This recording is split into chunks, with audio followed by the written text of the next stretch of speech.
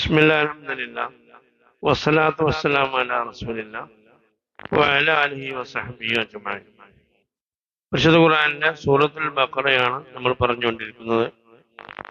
മുനാഫിക്കുകൾക്കുള്ള ഉദാഹരണമാണ് വിശദീകരിച്ചുകൊണ്ടിരുന്നത്. ഒരു ഉദാഹരണം മുനാഫിക്കുകളുടെ മുമ്പ് വിശദീകരിച്ചു.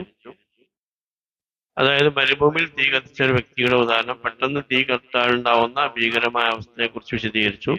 രണ്ടാമത്തെ ഉദാഹരണം ശക്തമായ പേമാരിൽ രാത്രിയിൽ അകപ്പെട്ട ഇടിനാദമുള്ള സമയത്ത് ഇടിയുടെ ഘോരമായ ശബ്ദത്തിൽ ഭയപ്പെട്ടുകൊണ്ട് ചെവിയിൽ വിരലുകൾ ചെവിയിൽ വിരലുകൾ തിരികെ കയറ്റി മരണത്തെ ഭയപ്പെട്ടുകൊണ്ടിരിക്കുന്ന ഒരു വ്യക്തിയെ കുറിച്ച് മുമ്പത്തെ ആയത്തിൽ വിശദീകരിച്ചു. ഞാൻ അതിന്റെ ബാക്കി അവസ്ഥ പറയാണ്. എന്നിട്ട് അങ്ങനെ അതൊക്കെ സംഭവിക്കുമ്പോൾ എങ്ങനത്തെ ഇടിനാദങ്ങളാണ് വിശദീകരിക്കുന്നത്. യക്കാതുൽ ബർക്കും ബർക്കറിന് എന്തായിരുന്നു? മിന്നല് അല്ലെ? കാത യക്കാതു പറഞ്ഞാൽ എന്താണ്? കാത യക്കാതു അറബിയിലുള്ള ഒരു പിന്നെ പിന്നെ ഒരു പ്രയോഗമാണ്. കാത യക്കാതു പറഞ്ഞാൽ അടുത്തിട്ടുണ്ട് എന്നാണ്. മനസ്സിലായില്ലേ? അപ്പോ കാതൽ ഹിക്കമോ ഐ യക്കൂന ഖുർആൻ എന്നൊക്കെ കാണാം. ഹിക്കമ് ഖുർആനോട് അടുത്തിട്ടുണ്ട് എന്ന് പറയും.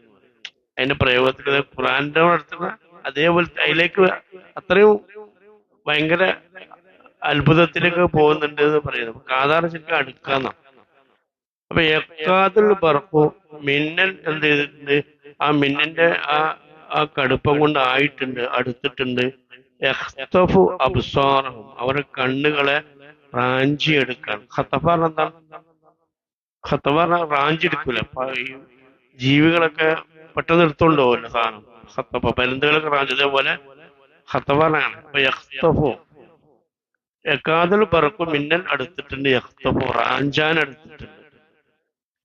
അബ്സാറഹും അവരുടെ ബസറിന്റെ ജമ്മാണത് അബ്സാർ. അബ്സാർ എന്താണ്? അവരുടെ കാഴ്ചകൾ, കണ്ണുകളെ റാഞ്ചാൻ.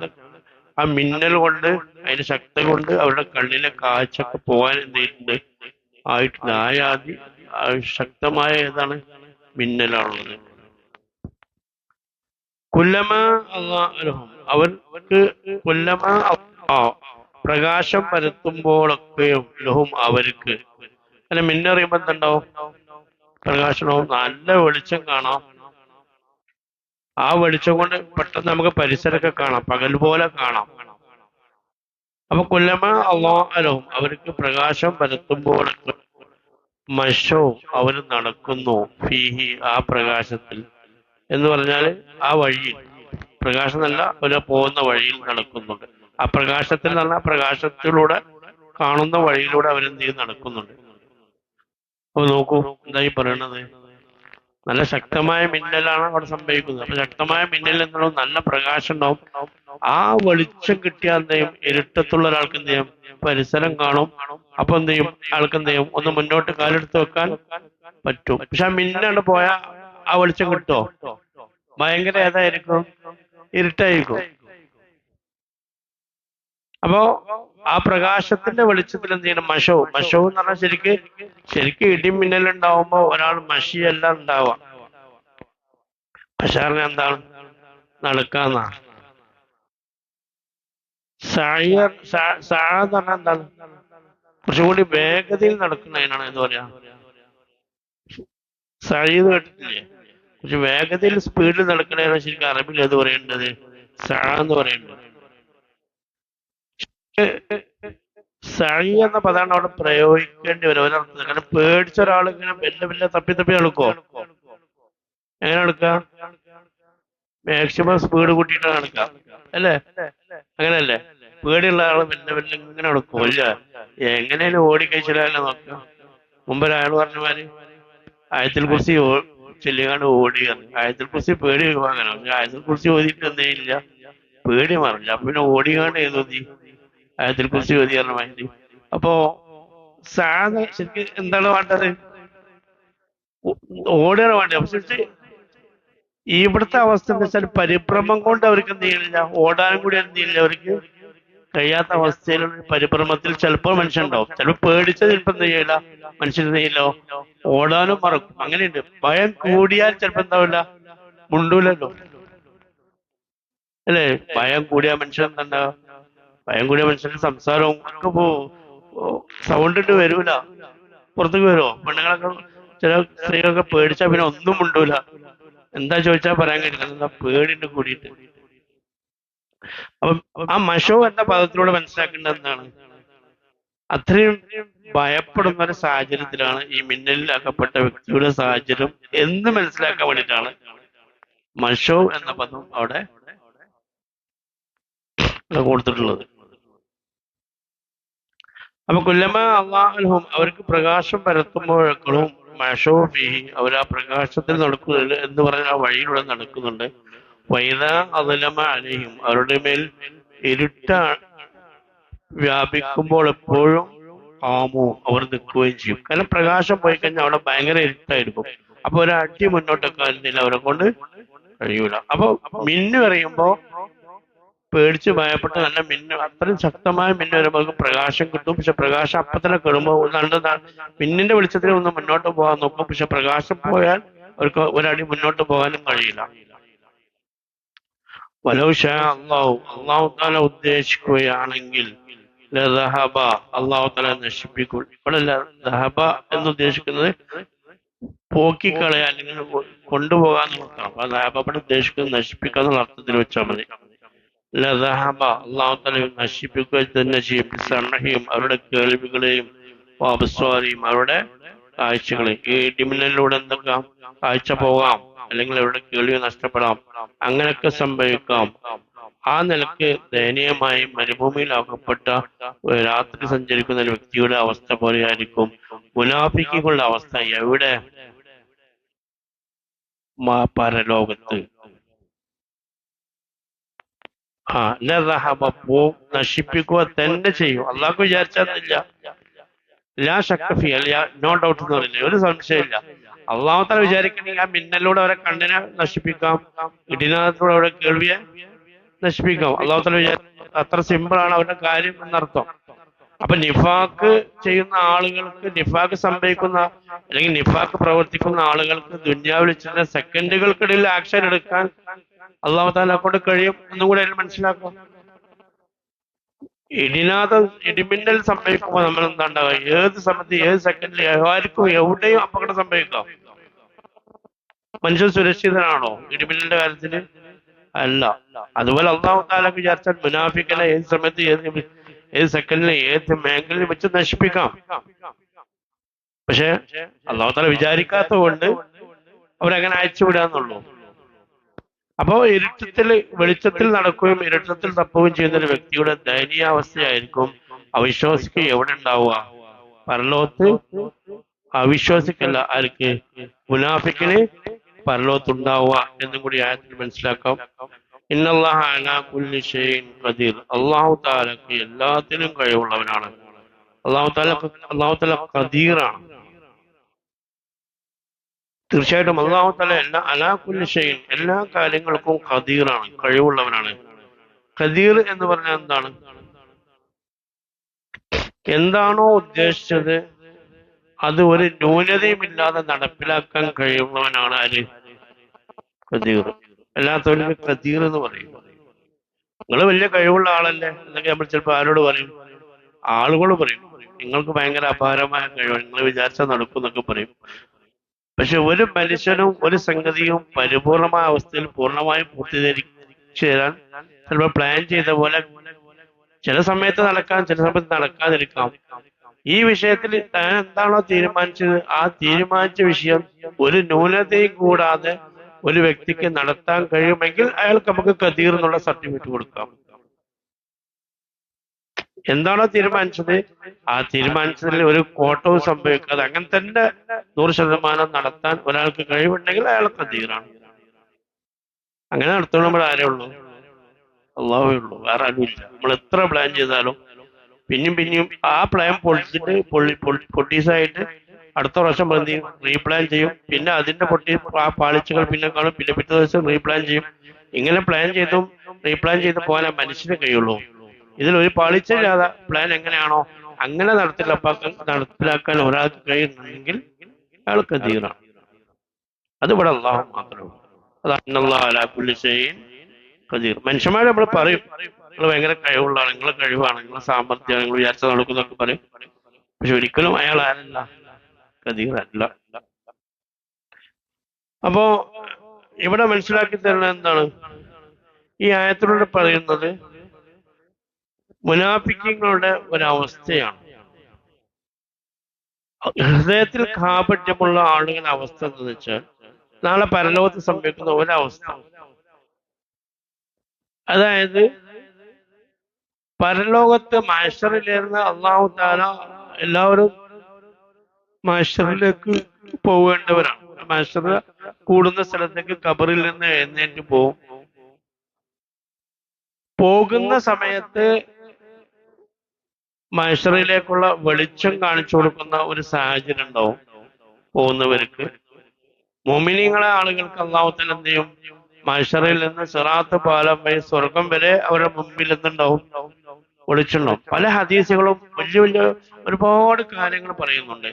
ഞാൻ ഹദീസ് മൊത്തത്തിൽ ചുരുക്കി പറയുകയാണെങ്കിൽ ഒരു ഹദീസിൽ എങ്ങനെ കാണാം? ഒരു വിശ്വാസി ഖബറിൽ നിന്ന് എഴുന്നേൽക്ക് പോകുമ്പോൾ അയാൾക്ക് അയാളുടെ മുമ്പിൽ പ്രകാശത്തിന്റെ അയാളുടെ മഹ്ശറിലേക്കുള്ള റൂട്ട് തെളിയിച്ചു കൊടുക്കുന്ന പ്രകാശം ഉദ്ദേശിച്ച് പല അർത്ഥത്തിലാകാം. ഒന്നുമില്ലെങ്കിൽ മഹ്ശറിലേക്കുള്ള വ്യക്തമായ തപ്പിത്തടവില്ലാത്ത വളരെ സുരക്ഷിതമായ വഴി അയാൾക്ക് മുമ്പിൽ തെളിയും. അതിന് നബിതങ്ങൾ പ്രയോഗിച്ച പദം അതാണ് റസൂലിനാണ് മുഴുവൻ അറിയാം. നബിതങ്ങൾ നമുക്ക് മനസ്സിലാവുന്ന ഭാഷയിൽ പറഞ്ഞു തന്നത്, മഹ്ശറിൽ നമ്മൾ എഴുന്നേറ്റ് നമുക്കിങ്ങനെ മഹ്ശർ വിചാരണ സ്ഥലത്തേക്ക് പോയി സിറാത്ത് പാലം കടന്ന് അപ്പുറത്തേക്ക് പോകുമ്പോഴാണ് നമ്മൾ എന്ത് ചെയ്യുക? നമ്മളെ കാര്യത്തിൽ എന്താവുക? തീരുമാനമാവുക അല്ലേ? അത് കടക്കണ്ട, അത് കടഞ്ഞു കഴിഞ്ഞാലാണ് തീരുമാനമാകുക. അപ്പൊ അവിടെ അല്ലാഹു തആല അള്ളാഹുവിന്റെ അടിമക്ക് എന്ത് ചെയ്യും? പോകുന്ന റൂട്ടിൽ വെളിച്ചം കൊടുക്കും.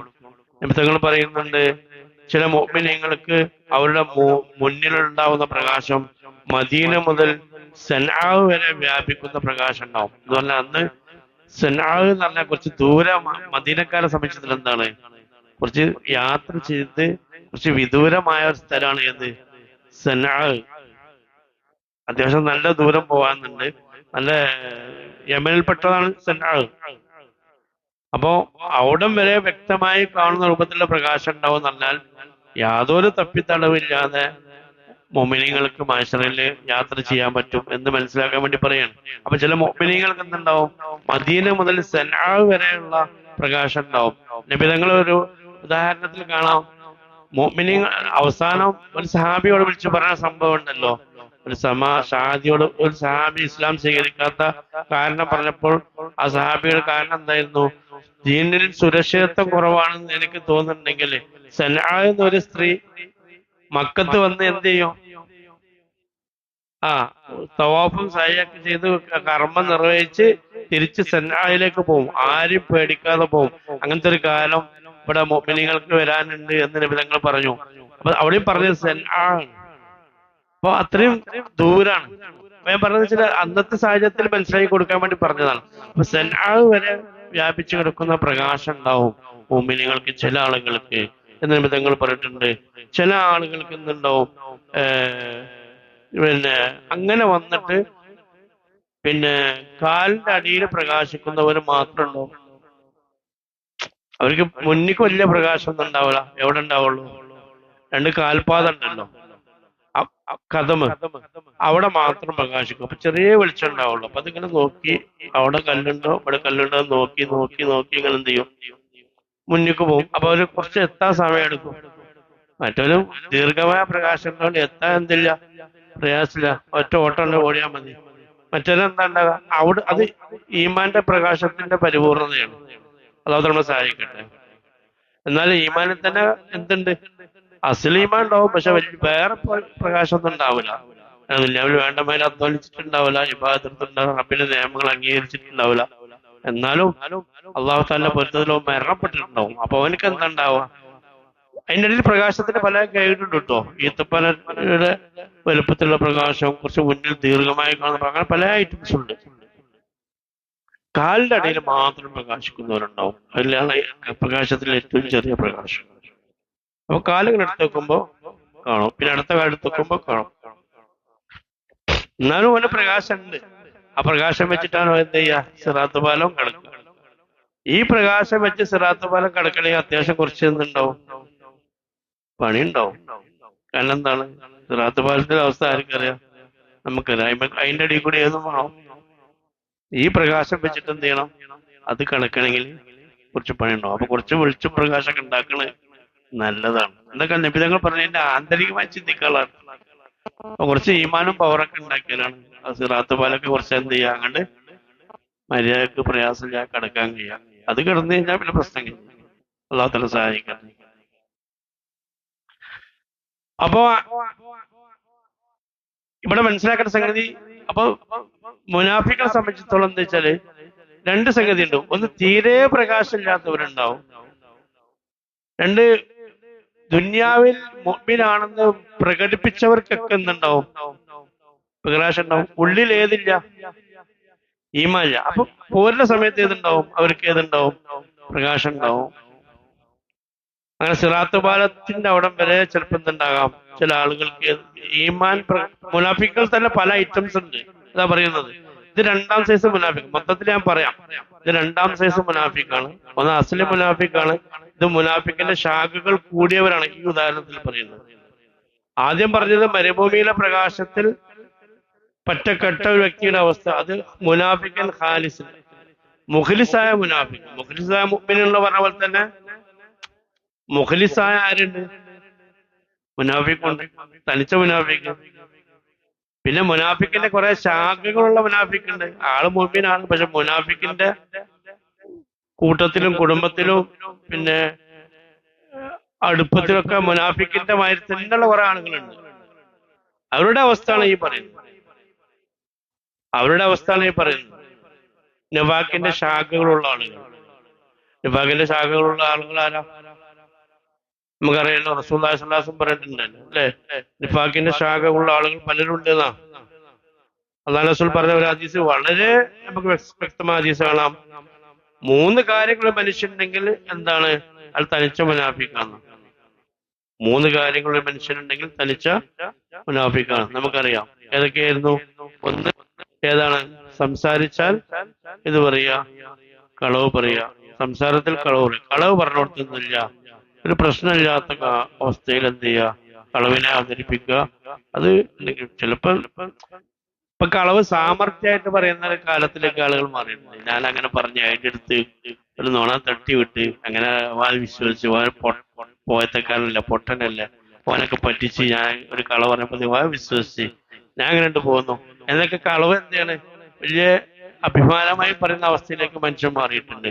സത്യത്തിൽ പ്രവാചകൻ, ഞാൻ ഇടയ്ക്കിടയ്ക്ക് പറയാറുണ്ട്, പ്രവാചകന്മാർ കളവ് പറയേണ്ട സ്ഥലത്ത് പോലും സൂചനാപദമായി കളവ് പറഞ്ഞിട്ട് പോലും അനേക വർഷം തൗബ ചെയ്തിട്ടുണ്ട്. മഹാനായ ഇബ്രാഹിം നബി അലൈഹി ഇസ്ലാം അല്ലെ, ജീവിതത്തിൽ 3 കളവുകൾ, കളവ് അല്ല സത്യത്തില് കളവിന്റെ സൂചനയായിരുന്നു. അതിന്റെ പേരിൽ എത്രയോ കാലം അള്ളാഹുവിനോട് തൗബ ചെയ്തിട്ടുണ്ട്.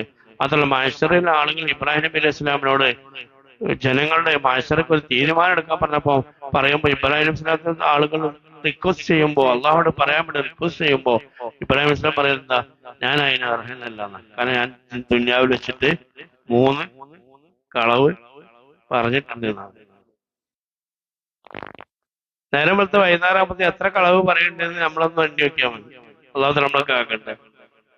അപ്പൊ ഞാൻ പറയുന്നത് എന്താ വെച്ചാൽ, കളവ് ഒരു പ്രശ്നമില്ലാത്ത അവസ്ഥയിലേക്ക് മനുഷ്യൻ മാറും. പിന്നെ വാഗ്ദാനം ചെയ്താൽ എന്ത് ചെയ്യുക, ലംഘിക്കുക, അത് മുനാഫിക്കിനാണ്. അതുപോലെ തന്നെ പിന്നെ മറ്റൊരു എന്താണ്, കളവ് പറയുക, വാഗ്ദാനം ചെയ്താൽ ലംഘിക്കുക. ഒരു സംഗതി കൂടി ഉണ്ടായിരുന്നല്ലോ, തെറ്റിയാൽ എന്ത് ചെയ്യാ, ചീത്ത പറയാം. തെറ്റിക്കഴിഞ്ഞാൽ അതുവരെ വലിയ കുഴപ്പമില്ല. തെറ്റിക്കഴിഞ്ഞാൽ പിന്നെന്താണ്, നമ്മളെല്ലാ കുറ്റങ്ങളും എന്ത് ചെയ്യാ, വിളിച്ചു പറയാം. ശരിക്കും നമ്മൾ മനസ്സിലാക്കേണ്ടത്, തെറ്റാനും കൂടി പറ്റുന്നിടത്ത് നമ്മൾ എന്താ പാടുള്ളൂ, ബന്ധം ഉണ്ടാക്കാൻ പാടുള്ളൂ. നമ്മൾ ഒരാഴ്ച ബന്ധം ഉണ്ടാക്കണമെങ്കിൽ സൈക്കോളജി കേട്ടാ, ദീൻ പറയല്ല. നമ്മളൊരായിട്ട് ബന്ധം ഉണ്ടാക്കണം, എന്ത് ചെയ്യണോ? അയാൾക്ക് ഏതും കൂടി വേണോ? തെറ്റാനും കൂടി പറ്റണം. തെറ്റിക്കഴിഞ്ഞാൽ പ്രശ്നമില്ലാത്ത ആളായിട്ടുള്ള ഏറ്റവും കൂടുതൽ ബന്ധം ഉണ്ടാക്കാൻ നല്ലതെന്നാ. കാരണം ചില കുടുംബ ബന്ധമൊക്കെ നല്ല രീതിയിലേക്ക് പോകും. പക്ഷെ തെറ്റിക്കഴിഞ്ഞാല് വല്ല തൊലാക്കിലേക്ക് സംഭവിച്ച പിന്നെ അവിടെ ഫുള്ള് റൗഡീസ് ആയിരിക്കും. അപ്പൊ ചില മനുഷ്യന്മാരെ നമ്മൾ ബന്ധം ഉണ്ടാക്കുമ്പോ ഇയാൾ തെറ്റിയ പ്രശ്നം ഉണ്ടാവോ എന്നും കൂടി നോക്കണത് എന്താണ് നല്ലതാണ്. കാരണം തെറ്റിക്കഴിഞ്ഞാലാണ് ഇയാളെ സ്വഭാവം ശരിക്കും കാണാം. അപ്പൊ തെറ്റിക്കഴിഞ്ഞാൽ സ്വഭാവം മാറുന്ന, അതുവരെ ഭയങ്കര കമ്പനി ആയിരുന്നു, പിന്നെ തെറ്റിക്കഴിഞ്ഞാൽ ഫുള്ള് പഴയത് വിളിച്ചു പറയുന്ന എല്ലാ കള്ളത്തരത്തിനും കൂട്ടത്തിലുണ്ടാവും. തെറ്റിയതിനു ശേഷം ഫുള്ള് കള്ളത്തരം എന്ത് ചെയ്യാ, എടുത്ത് വിളിച്ചു പറയുന്ന ഒരു സ്വഭാവം ഉണ്ട്. ഇതൊക്കെ നിഫാഖിന്റെ അടയാളാണ്. തെറ്റിച്ചിട്ട് എന്ത് ചെയ്യാൻ പാടില്ല, അത് ഞങ്ങൾ തമ്മിലുള്ള പേഴ്സണൽ കാര്യങ്ങൾ, അത് പറയാന്നുള്ളത് ശരിയല്ല എന്നാണ് മുഅ്മിൻ ചിന്തിക്കുക. അപ്പൊ ഞാൻ പറഞ്ഞു തന്നത് നിഫാഖിന്റെ ശാഖകളുള്ള കുറെ ആളുകളുണ്ട്. ഞാൻ പറയാൻ കാരണം ഞാനിപ്പോ ഇത് എടുത്തിട്ടില്ല. മുനാഫിക്കിന്റെ നിഫാഖിന്റെ ശാഖകൾ എന്ന് പറഞ്ഞിട്ട് തന്നെ ഗ്രന്ഥങ്ങൾ എഴുതിയിട്ട് മഹാന്മാർ മുമ്പ് എപ്പോഴോ ഞാൻ വിശദീകരിച്ചിട്ടുണ്ട്. ഇവിടെ ക്ലാസ് എടുത്തിട്ടുണ്ട് 8-10 ദിവസം നിഫാഖിന്റെ അടയാളങ്ങൾ എന്ന് പറഞ്ഞിട്ട് മുഴുവനായിട്ട് ഞാൻ. അപ്പൊ ഞാൻ പറയുന്നത് നിഫാഖിന്റെ ഒരുപാട് അടയാളങ്ങളുണ്ട്. ജമാഅത്തിന് മടി കാണിക്കുക, ളുഹ പതിവാക്കാൻ കഴിയാതിരിക്കുക, അതൊന്നും മുനാഫിക്കിന് കഴിയില്ല. ളുഹ പതിവാക്കാൻ ആരും കഴിയില്ല, മുനാഫിക്കിന് കഴിയൂല. ജമാഅത്തിന് വരാം, കൃത്യമായ ജമാഅത്തിന് വരാൻ ആർക്കും കഴിയില്ല, മുനാഫിക്കിന് കഴിയില്ല. സുബഹി ജമാഅത്തിന് മുനാഫിക്കിന് എന്ത് ചെയ്യില്ല, വല്ലാതെ വരാൻ കഴിയില്ല. അങ്ങനെ കുറെ അവനാനിൽ നിഫാഖുണ്ടോ എന്ന് പരിശോധിക്കാൻ പറ്റിയ കുറെ അടയാളങ്ങളുണ്ട്. അപ്പൊ ഞാൻ പറയുന്നത്, ഇപ്പൊ നിഫാഖുമായി ബന്ധപ്പെട്ട് നിഫാഖ് ഉള്ളിൽ ഒതുക്കി വെക്കുന്ന ആളുകളുണ്ട്. അവരുടെ ഒരു പ്രത്യക്ഷത്തിൽ മുഅ്മിനീങ്ങളാണ്. അങ്ങനത്തെ ആളുകൾക്കും നാളെ മഹ്ശറിൽ ഒരു പണിഷ്മെന്റ് ഉണ്ടാവും. അപ്പൊ നിഫാഖ് വല്ലാതെ കയറി കൂടിയ ആളുകൾ നാളെ മഹ്ശറിൽ എത്തുമ്പോൾ ഉണ്ടാവുന്ന ഒരവസ്ഥയാണ് ഈ ആയത്തിൽ വിശദീകരിക്കുന്നത്. അതായത് അല്ലാഹു തആല പ്രത്യക്ഷമായി അവർക്ക് പ്രകാശം കൊടുക്കും. കാരണം പ്രത്യക്ഷമായി ലാ ഇലാഹ എന്ന് പറഞ്ഞതുകൊണ്ട്. എന്നിട്ട് അവർ ആ പ്രകാശം വെച്ച് നടക്കുന്ന, ആ പ്രകാശം വെച്ച് നടന്ന് സിറാത്ത് പാലത്തിലേക്ക് അവർ കാലെടുത്തുമ്പോ പ്രകാശം ഉണ്ട് കേടും. പ്രകാശം വല്ലാതെ വേണ്ടടുത്ത് പരിശുദ്ധ ഖുർആനിലെ പ്രകാശം മങ്ങൽ വരുന്ന, പ്രകാശത്തിന്റെ മങ്ങൽ വരുന്നതിനെ കുറിച്ച് ഖുർആൻ പറയുന്നുണ്ട്. അവർക്ക് ഇങ്ങനെ പ്രകാശം കുറഞ്ഞു പോകും. മുഅ്മിനീങ്ങളോട് പറയും, നിങ്ങൾ ഞങ്ങളെ അടുത്ത് നോക്കൂ. നിങ്ങളെ ഖുർആനിൽ ഒരു ആയത്ത് വളരെ വ്യക്തമായി പറയുന്നുണ്ട് അല്ലെ, നിങ്ങൾ ഞങ്ങളുടെ സമീപത്ത് വരും, ഞങ്ങൾ നിങ്ങളുടെ പ്രകാശത്തിൽ നിന്ന് എടുക്കട്ടെ, നിങ്ങളുടെ കൂടെ വരട്ടെ എന്ന് വിശ്വാസികളോട് ഒരു ആശീർവദിച്ചെന്ന് പറയും. പക്ഷെ അതുകൊണ്ടൊന്നും കാര്യം, അതുകൊണ്ടൊന്നും ഗുണം കിട്ടൂല. അങ്ങനെ ഇവര് എന്ത് ചെയ്യും, ഇവരുടെ ഉള്ള പ്രകാശം വെച്ച് സിറാത്ത് പാലത്തിലേക്ക് വന്ന് കുറഞ്ഞു വിട്ടുണ്ടാവും. സിറാത്ത് പാലത്തിലെത്തുമ്പോൾ പ്രകാശം ഫുള്ള് കെടും. പാലത്തിമ പിന്നെ പ്രകാശം കെട്ടി കഴിഞ്ഞാൽ അവസ്ഥ എന്തായിരിക്കും? നേരെ അടിക്ക്. ഇതായിരിക്കും മുനാഫിക്കിന്റെ നാളെ പരത്തിലുള്ള അവസ്ഥ. അപ്പൊ പ്രകാശം ഇങ്ങനെ കിട്ടും, അവൻ നടക്കും, അവൻ പ്രതീക്ഷ പിന്നെയും നടക്കും, അവിടെ എത്തും. പക്ഷെ കിട്ടേണ്ടടുത്ത് വെച്ചിട്ട് അവന്റെ പ്രകാശം ചെയ്യും, അണയും. അവനക്ക് യാതൊരു ഗതിയില്ലാത്ത അവസ്ഥയിലെത്തും. അത് കാണുമ്പോ മോമിനിങ്ങൾ അവിടെ പറയുന്നതാണ്, റബ്ബനാ അതിമിം ലനാ നൂറനാ. ആയത്ത് കാണുന്നു ഞങ്ങൾ അതുപോലെ ഞങ്ങളെ പ്രകാശത്തെ മുഴുവനാക്കിക്കൊണ്ടാ, പൂർത്തീകരിച്ചുകൊണ്ടാന്ന് അവിടെ വെച്ചിട്ട് ആര് പറയും? മോമിനിങ്ങൾ പറയുമെന്നാണ്. റബ്ബനാ അതിമിം ലനാ നൂറനാ, അല്ലാഹുവേ ഞങ്ങളെ പ്രകാശത്തെ മുഴുമിച്ചുകൊണ്ടാന്ന് പറയും. ഇവർക്ക് പ്രകാശമുണ്ട്. ഇത് പറയേണ്ട കാരണം എന്താ? മറ്റുള്ള പ്രകാശം മങ്ങിയപ്പോ അവന്റെ ദയനീയാവസ്ഥ വരുന്നത് കാണുകയാണ്. അല്ലാഹുവേ പടച്ചോനെ ഞങ്ങളെ പ്രകാശിച്ച് മുഴുമിച്ചുകൊണ്ടാ അതിമിം ലനാ നൂറനാ എന്നെന്ത് ചെയ്യും? മോമിനികൾ അവിടെ വെച്ചിട്ട് അള്ളാഹുവിനോട് പറയുമെന്ന് മുഫസ്സിരീങ്ങൾ ഈ ആയത്തിന്റെ, ഇബ്നു കസീർ അടക്കമുള്ള മുഫസ്സിരീങ്ങൾ ഈ ആയത്തിന്റെ ശറഹയിൽ വിശദീകരിച്ചിട്ടുണ്ട്. അപ്പൊ മുഅ്മിന്റെ പ്രകാശം ചെയ്യും, ആ പാലം കിടക്കുമ്പോൾ അവിടെ ഉണ്ടാവും. മുനാഫിക്കിന്റെ എന്താണ്? അവിടെ പ്രകാശം അവിടെ പറ്റേ കെട്ടുപോകും. ഇതാണ് ഉണ്ടാവുക. ഇന്നല്ലാഹ അലാ കുല്ലി ഷൈഇൻ ഖദീർ, അല്ലാഹു തആല എല്ലാത്തിനും കഴിവുള്ളവനാണ് എന്ന് ഈ ആയത്തിലുള്ള അല്ലാഹു തആല. അപ്പൊ മനസ്സിലാക്കുന്ന സംഗതി, ഇതോടുകൂടി നമ്മള് മുഅ്മിനെ കുറിച്ച് 4 ആയത്ത്, അലിഫ് ലാം മീം അടക്കം 5 ആയത്ത്, മുനാഫിക്കുകളെ ഇവിടെ പരിശുദ്ധ ഖുർആനിൽ പറഞ്ഞു, മുഅ്മിനെ കുറിച്ച് 4 ആയത്ത് പറഞ്ഞു, അവിശ്വാസികൾ. ഇവിടെ നമുക്ക് മനസ്സിലാക്കാൻ കഴിയുന്നത് 2 രീതിയിലുണ്ട്. ഈ സൂറത്തിലുള്ള നമ്മൾ ഇതുവരെ പഠിച്ചതിന്റെ ഒരു ഷോർട്ട് ഞാൻ പറയാണ്. അതായത് ഇതുവരെ നമ്മൾ പഠിച്ചതിന്റെ മൊത്തത്തിൽ ചുരുക്കം നമ്മൾ മനസ്സിലാക്കുകയാണെങ്കിൽ, മുഅ്മിനീങ്ങൾ എന്തുണ്ട്? 2 രീതിയിലുണ്ട്. മൊത്തത്തിൽ നമ്മൾ പഠിച്ചു കാണാം. മുക്കറബികളുണ്ട്, അബറാറികളുണ്ട്. മുക്കറബികൾ പറഞ്ഞാൽ ഏറ്റവും അള്ളാഹുവിലേക്ക് അടുത്തവരാണ്. അബറാറി എന്ന് പറഞ്ഞാല് നന്മ മുന്തി നിൽക്കുന്നവരാണ്. അതെങ്കിലും ഇല്ലാത്തെങ്കിൽ നമ്മളെ അവസ്ഥ പോക്കാണ്. അതുപോലെ തന്നെ കാഫിരികൾ രണ്ട് രീതിയുണ്ട്. ഒന്ന്, ഒരു കൂട്ടരെ പിന്തുടർന്നവർ, മറ്റുള്ളവരെ വഴി പഴപ്പിക്കുന്നവർ. ഒന്ന് നേതാക്കന്മാരും, രണ്ട് അനുയായികളും. മുനാഫിക്കുകളും രണ്ട് വിഭാഗമുണ്ട്. മുനാഫിക്ക് രണ്ട് വിഭാഗം. ഒന്ന് തനിച്ച മുനാഫിക്ക്, അതാണ് മരുഭൂമിയിലെ തീന്റെ ഉദാഹരണം പറഞ്ഞത്. രണ്ട് മുനാഫിക്കിന്റെ ശാഖയിൽ മരണപ്പെട്ടു പോയാണ്. നിഫാഖിന്റെ ശാഖ കൂടിയാണ്ട് മരണപ്പെട്ടു പോയത്. അവരാണ് ഇടിമിന്നലിൽ അകപ്പെട്ട വ്യക്തി പ്രകാശത്തിൽ അടക്കുകയും പ്രകാശം നന്നാൽ നിൽക്കുകയും ചെയ്യുന്ന അവസ്ഥ. അങ്ങനെ 6 വിഭാഗമായിട്ട് മനുഷ്യർ നാളെ പാർത്തി ലോകത്ത് വേർതിരിക്കപ്പെടുമെന്ന് മൊത്തത്തിൽ നമ്മൾ ഈ പഠിച്ച 20 ആയത്തിലൂടെ നമുക്ക് മനസ്സിലാക്കാൻ കഴിയും. അപ്പൊ നമ്മൾ എത്തേണ്ടത് എന്താണ്? അബ്രാറിങ്ങളായിട്ടാണ്, മുഖറബീങ്ങളായിട്ടാണ്. ഏറ്റവും അള്ളാഹുവിന്റെ പരിപൂർണ അടിമകളാകുക എന്നുള്ളതാണ്. അതിനുവേണ്ടി നമ്മൾ പണിയെടുത്തുകൊണ്ടേ ഇരിക്കണം. ഞാൻ എപ്പോഴും പറയാറുണ്ട്, നമ്മളിപ്പോ അത്ര വലിയ ഔലിയാക്കളൊന്നും ആവൂല എന്ന് ധരിക്കുന്നത് പഠിച്ചവനെ നിസ്സാരാക്കുകയാണ്. നമ്മളിപ്പോ ഞങ്ങളെ നന്നാവുക, നമ്മൾക്ക് നന്നായപ്പോ നന്നാണേ ഒരു കണക്കില്ലേ എന്ന് പറയുന്നത് എന്താ? ഇന്നൊന്ന് നന്നാക്കാൻ പഠിച്ചോളൂ, ഇന്നൊന്ന് നന്നാക്കാനുള്ള കഴിവ് ആർക്കില്ല. പഠിച്ചോനില്ല എന്ന് പറയാണ് ഒരർത്ഥത്തില്. ആരെ നന്നാക്കുക? അല്ലെങ്കിൽ ഓനൊക്കെ നന്നായിപ്പോ എത്ര നന്നാകാം, അങ്ങനെയൊക്കെയാണ് പറയല ആളുകള്. അവൻ നന്നാണതിന് പരിധിയില്ല. ഇപ്പൊ അടുത്ത കാലത്തല്ലേ തുടങ്ങിയത്. ഇപ്പൊ എത്ര നന്നാവാ വേണ്ട വിലയിരുത്തുകയാണ്. 100 ആളെ കൊന്നവന് വിലായത്തിന്റെ സ്ഥാനം കൊണ്ടുകൊണ്ട് പഠിച്ച കൊടുത്താണ്. പിന്നെ അത്രയൊന്നും നമ്മൾ ചെയ്തിട്ടില്ലല്ലോ.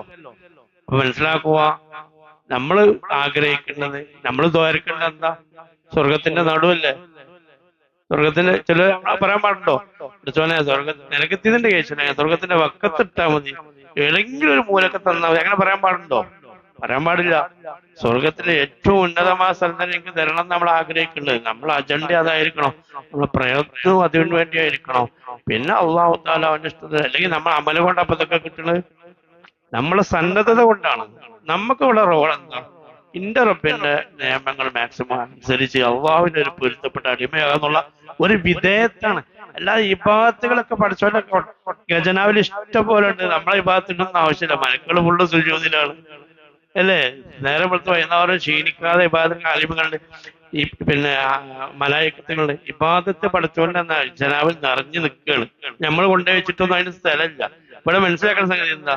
നമ്മൾ അള്ളാഹുവിന്റെ അടിമത്തത്തിന് വേണ്ടി പണിയെടുക്കാന്നുള്ള വിധേയരാകുക. എന്റെ റബ്ബിനെ എപ്പോഴും മനസ്സിൽ കൊണ്ടുവരുന്നുണ്ട്.